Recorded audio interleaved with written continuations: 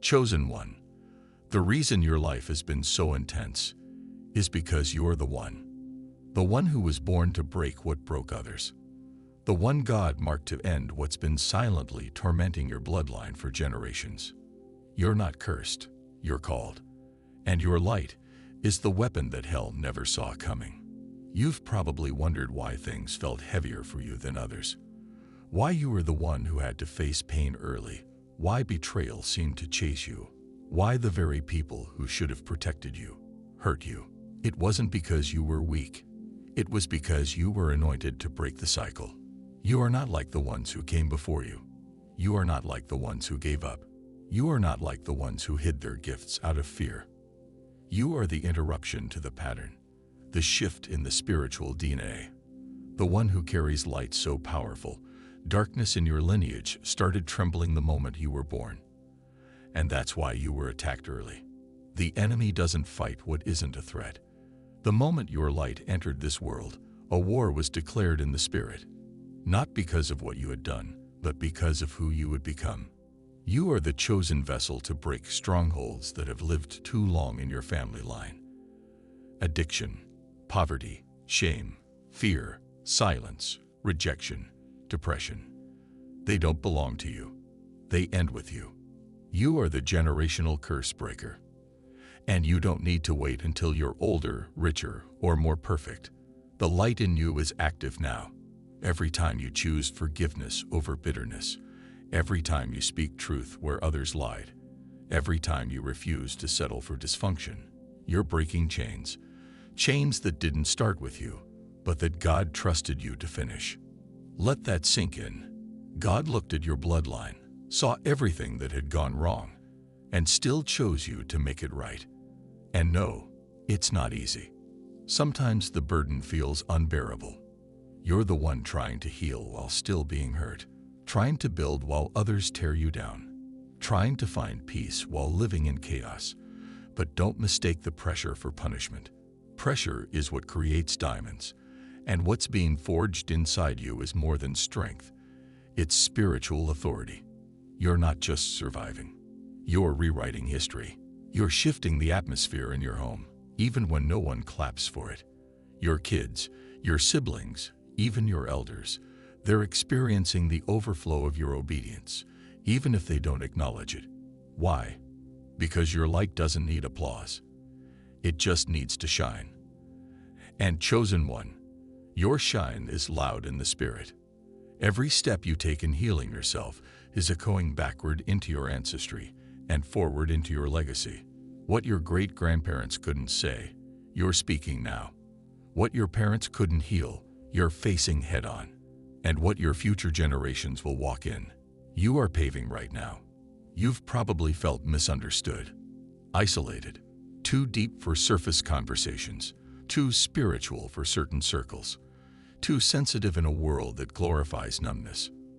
But again, that's not a flaw, that's evidence. Evidence that you were never meant to blend in. You were meant to be the breaker, the one who walks through fire and refuses to carry smoke, the one who says, "This ends with me, and joy begins after me." That's why you can't afford to shrink, because every time you let your light dim, a curse gains ground. But every time you speak up, show up, pray through, love hard, and refuse to repeat what broke others, you win spiritual territory. Don't believe the lie that says, "You're just like them." You're not. You're not cold like the ones who hardened. You're not lost like the ones who ran. You're not bitter like the ones who surrendered to pain. You are awake. And when you are awake, you're dangerous. Your awakening is what the darkness feared. Your light, your clarity, your love, your spiritual sensitivity disarms the demonic strategies that once ran your family. That's why you couldn't stay asleep.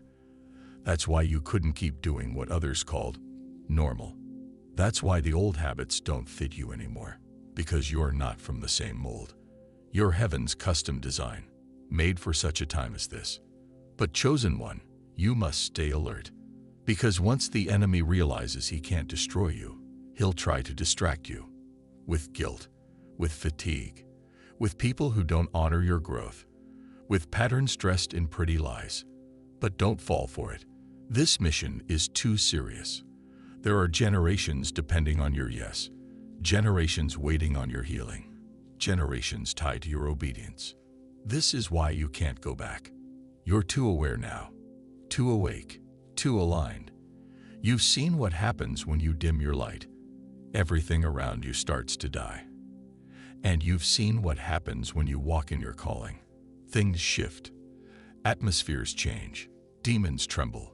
Curses break. And that's why this isn't just a motivational message. This is a spiritual reminder. You are the breaker. You are the chosen one, anointed to carry what others dropped, strong enough to say no when others bowed, soft enough to love even when unloved, bold enough to call out what's been hidden for centuries, and wise enough to build something holy on top of broken ground. This is who you are. So take the tears, take the warfare, take the nights you wanted to quit, and use them. Use them to rise. Use them to speak. Use them to shine. Because every step you take toward healing, every time you walk in light, every time you say, "This ends here," you're not just living differently. You're breaking the curse. Now that you know your light breaks generational curses, you must understand this. Breaking it is one thing, protecting your light is another. Because once you've shifted the atmosphere, once the curse starts to lose its grip, the enemy doesn't give up, he adapts. He looks for cracks, for fatigue, for moments when you're tired of carrying the weight alone. That's when the distractions come, not as obvious evil, but as subtle detours. He'll send people who seem supportive but drain your spirit. He'll whisper lies like, "Nothing's really changed." He'll try to convince you that your obedience didn't matter, that you're still stuck in the same family patterns. But here's the truth the enemy can't erase. You already changed the story. You shifted the legacy the moment you said, "No more." The moment you decided to heal, to forgive, to rise above the mess you were born into and choose something different. That one decision, that one spark of light, sent ripples through the darkness. Now the curse is weak, and it's terrified of what happens next. So protect your light. Guard your energy. Not everyone gets access to you in this new season. You've been marked for more, and anything not aligned with your growth must be released. This includes conversations that drain you, spaces that stifle you, habits that dim you, and yes, even people you love who refuse to grow. You can't keep watering dead soil. You're called to new ground, fertile ground, divine ground, and anything connected to your past that keeps pulling you backwards is a tool of spiritual sabotage. Don't let guilt become your leash. Your freedom is not disloyalty. Your growth is not betrayal. It's evidence of God's hand on your life. You weren't chosen to stay small for anyone's comfort, and you weren't called to carry guilt for being the one who broke the curse. They may not understand now. They may mock it, resist it, ignore your light. But one day, they'll eat the fruit of the seeds you planted. Because that's the beauty of being the curse breaker. You're doing it for people who don't even know they needed saving. For children not yet born. For nieces, nephews, neighbors, for legacy. And legacy isn't just money. It's energy. It's a healed pattern. It's a new standard. It's your grandchild saying, "We don't talk to each other like that anymore. Grandma changed that."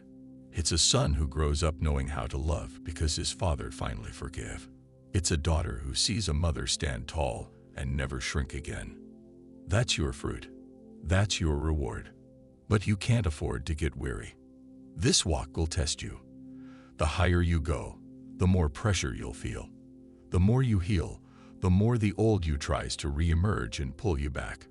But hear this, the fact that you even feel the tension is proof of your transformation. Most people stay stuck because they never resist the pattern. But you're fighting it. You're resisting it. That's not failure, that's progress. You will feel tired, but don't quit. You will feel lonely, but don't return to what God already freed you from. You will feel stretched, but don't snap. Instead, protect the oil on your life. Honor the anointing. Your light isn't just for you. It's for every soul still trapped in the darkness you came from. And here's the secret most people never realize. Breaking a curse doesn't always feel like victory. It often feels like loss. You lose comfort, familiarity, relationships, and parts of yourself you once depended on. But what you gain is divine. Peace that doesn't make sense. Discernment that saves you from destruction. Clarity that makes lies fall off you like dust. And a connection to God that no religion or tradition could ever give you. You're building something new. A healed family. A clean name. A spiritual legacy. And that takes sacrifice. So no, not everyone will clap for you. Some will criticize your boundaries. Some will gossip about your distance. Some will say, "You think you're better now." But you don't need to defend your light. You just need to protect it. Let your fruit speak. Let your peace preach. Let your transformation testify.